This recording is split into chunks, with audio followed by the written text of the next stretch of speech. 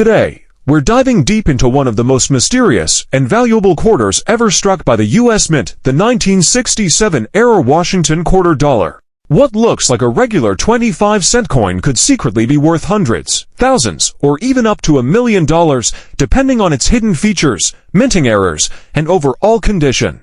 And by the end of this video, you might just want to check your old change jar, because one of these incredible coins could be sitting right now. Now, let's rewind the clock to 1967, a year of major change in American coinage history. The U.S. Mint was still recovering from one of the biggest coin crises in history, the coin shortage of the mid-1960s. In 1965, the Mint made a bold move, removing all silver from dimes and quarters, switching to a copper-nickel-clad composition instead.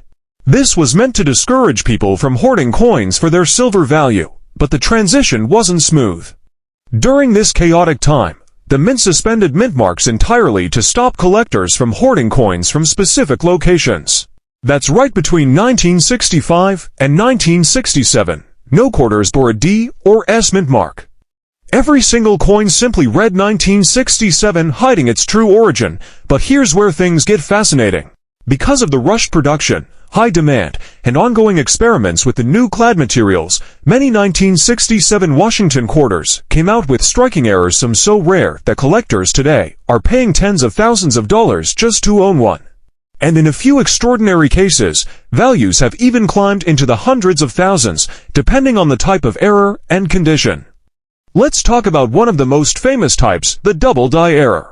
These are coins where the design elements were accidentally impressed twice during the minting process, leading to a visible doubling on parts of the coin. On the 1967 double die obverse quarter, you can see a clear doubling on the word, and sometimes even on George Washington's profile. The doubling makes the letters look thick, shadowed, or almost vibrating. When this error is crisp and visible to the naked eye, collectors go wild. Depending on condition, a 1967 double die quarter can bring anywhere from $1,000 to $5,000. And some sharply struck examples in high mint state grades have been known to fetch $10,000 or more at auction, but that's not the only valuable error. During 1967, some quarters were mistakenly struck on silver planchets left over from previous years. These are known as off-metal errors, and they're incredibly rare.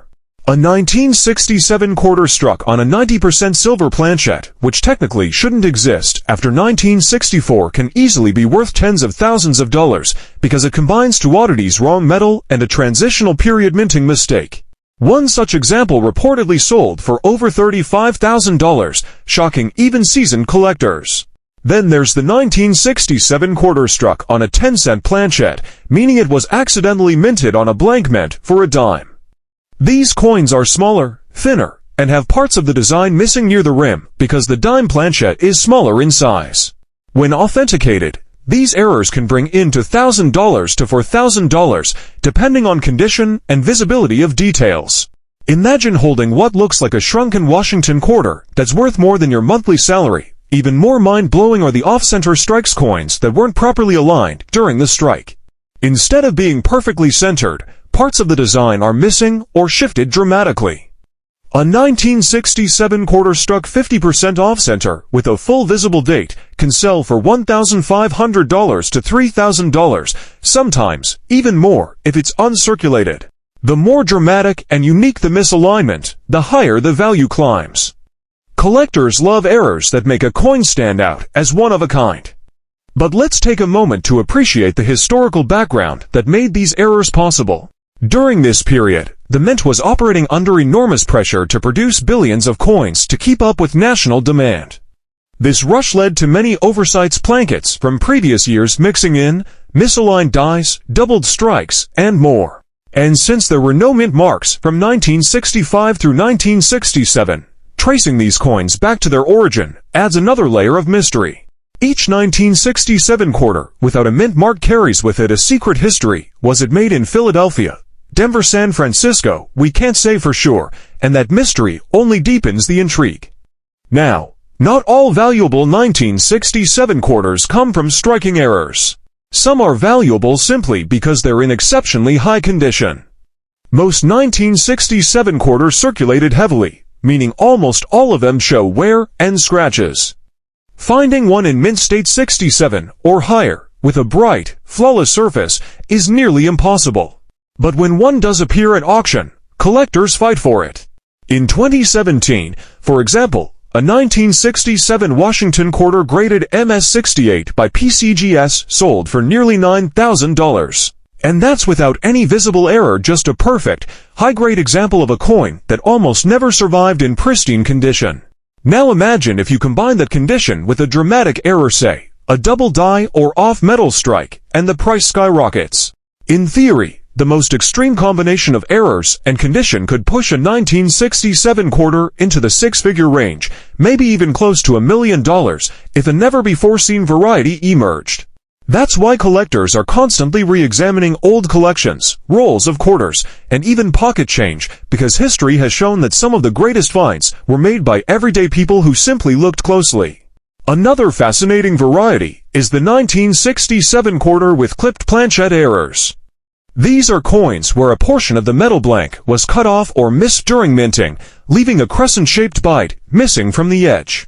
These can range in value from $500 to $2,000, depending on the size and visibility of the clip. But what really excites collectors is when the clip is combined with another error.